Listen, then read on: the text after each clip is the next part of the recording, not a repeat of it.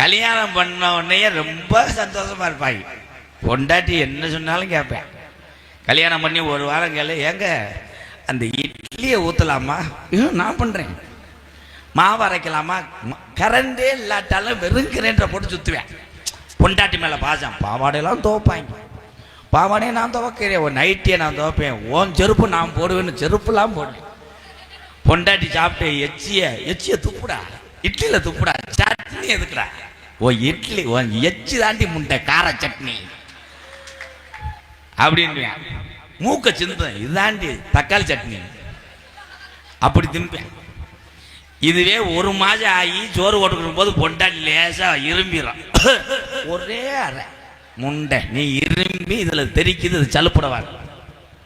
இதுல இருந்து என்ன தெரியுதுன்னா, உண்மையான அன்பு ஒரே மாதிரி இருந்தால் உங்க வாழ்க்கை பூரா நீடிக்கும். கப்பா கப்பான்னு எல்லாம் லபா லபான்னு போயிடும். என் மாப்பிள்ளைலாம் அதுல வட்ட வருதேன், மசுறு உதுந்தும் திருந்தலே. ஆனா உலகத்துல யார் அழகு? பெண் கூட அழகு ஆண்கள் தான். ஆண்கள் மண்டைய பூரா பூரா தேங்கான தேய்க்காம